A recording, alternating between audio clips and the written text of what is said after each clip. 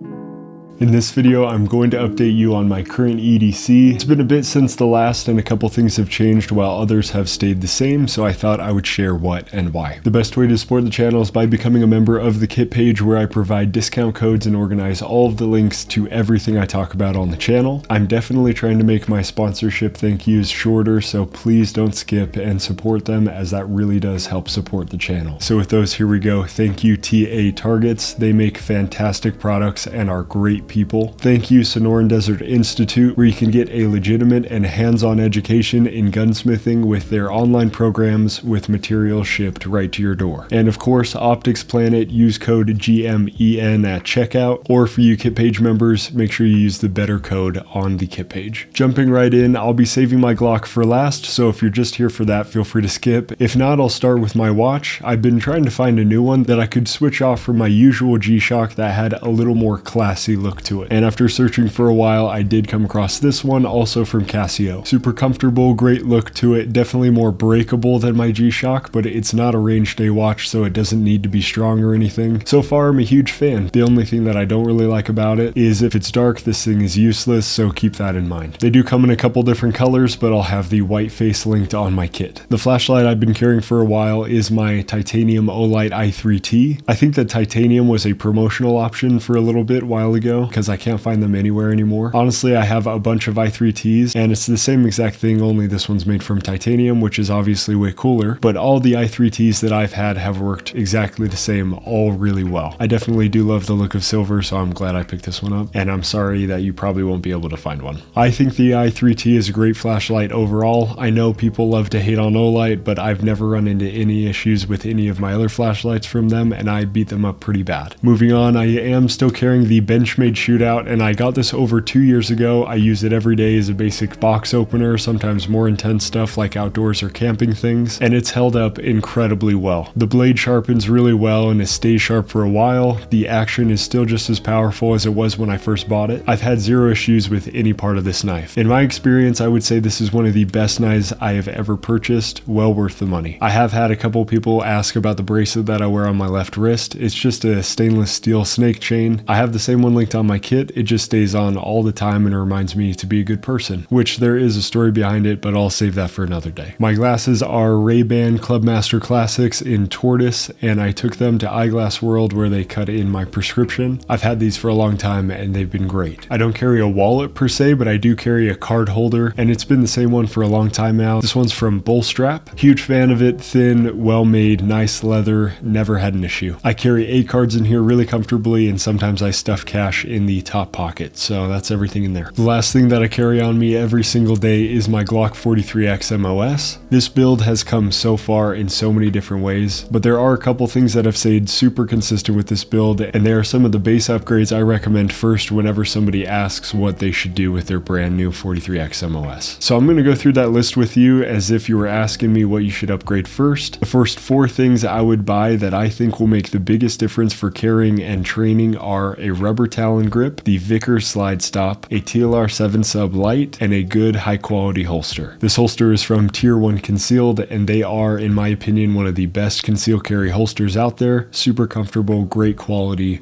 worth the money. One of the reasons why I recommend you get a light first is because that will determine the type of holster that you buy. And holsters are pretty expensive, so it's kind of a thing that you just want to buy once, and if you decide to upgrade a light later, then you're going to have to get a new holster. The next upgrades I would focus on are these, and I'll go through each one and explain a little why I think it's important. Because Glock is apparently incapable of making a reliable 15-round mag themselves, you have to outsource that to a third party. I still run the Gen 2 S15 mags with their metal mag catch, and they have always been reliable for me. Unfortunately, tons of people have run into issues with reliability at this point, so the best advice I can give you is you need to just buy it and hope it works in your gun. Go to the range, shoot around 250 to 500 rounds, and if you don't experience any malfunctions, then I would say you're good to carry them. I know that seems like a lot of ammo, maybe do it over the course of time during your training, but I personally think it's important to shoot at least that many so you know your mags are reliable. I've shot thousands of rounds with these Gen 2s, so I know I can trust them to work. Unfortunately, I've tried other mags and they have had issues in my gun. I don't know why that is, but it's just the crappy part of owning a Glock, I guess. Yes, I did try the PSA mags and they didn't work perfectly in my gun, so I don't use them, but there's a chance that they will work for you. The crappy thing is you just have to buy them and see. I know that sucks, but if they work for you, then that's a huge pro. Because I personally really liked the PSA mags and wish that they would run without jams, and they really only jammed like 5 times with 150 rounds, but that was still enough for me to not feel super comfortable carrying them. Reliability is my top goal when I'm building out a carry gun, so 5 is 5 too many. So anyway, upgrade the mag capacity if you can to something reliable. Next, I would get a high quality red dot. You can go this way with a Trijicon RMR CC mounted on a forward controls plate, so you don't have to cut your slide at all to make this fit, and I've loved this setup. It's a very high quality red dot, super reliable, great option. But I did also run the EPS carry for quite a while, which I genuinely loved, and I wouldn't feel bad going back to it if I had to. I do sometimes miss the EPS and like it over the RMR CC, but I love the reliability of the RMR, so that's mostly why I switched, even though I had never run into any issues with my Holosun. It's just a peace of mind thing, I think. I would say you can run either one and be very happy. Next, I would upgrade the trigger shoe to a Train with Purpose official shoe. Huge fan of these. This will be a huge upgrade to the feel of your gun when shooting. I love these trigger shoes and have run them for a long time. Especially if you don't want to spend a ton of money, this is a great option. But if you do have a bigger budget, I'd recommend you run something from Johnny Glocks. This is his new 4311 drop-in trigger, which I've been super impressed with. I am always impressed by Johnny. He does great work in the Glock industry and really cares about the quality of his products. So if you have a bigger budget, I do think this is a great option. Because Johnny Glocks is a drop-in system, I do switch these out every once in a while just because I love the look and feel of Train with Purpose, so that's what I'm running this month. The last 3 upgrades I would make would be adding an Empire Katana magwell, which I think makes a big difference and have been a huge fan of these for a while. I would pick up some new iron sights that will lower thirds co-witness with your red dot. These are from Night Vision and I love them. I liked them more with the EPS carry, but that's because this model is meant to be paired with an RMR CC that has been direct mounted, and mine's on this plate, so it's raised up a little too high. But I can still see the iron, so I've left it for now. The very last upgrade I would consider is the barrel, and I've put this last because it's really the least necessary upgrade you can make, especially if you aren't planning on running any type of suppressor. The Glock factory barrel is really good, so I would just leave it alone. And that's it. I don't upgrade any of the springs or connectors or any of the internals unless I'm going to fully run a Johnny Glock system upgrade. I definitely recommend you leave all of the internals alone, just don't mess with them in order to not tamper with the reliability of your gun. All the other upgrades I talked about will give you the look and feel you're going for. Don't touch the inside of your gun, I promise you don't need to. If you're curious, the ammo I'm running is Spear Gold Dot, which is the same as my local LE. It's a great round with excellent stopping power, and I run this in all of my carry guns. Speaking of ammo, make sure you head out to the range and use some this week, get in some good training, and so we can collectively become more capable in protecting innocent life. Don't forget to sign up for the range day I'm hosting in Utah on the 27th. I'm way excited to meet everybody and hang again with some of the good guys who attended the last one. If I don't see you at the range day, I'll see you in the next one.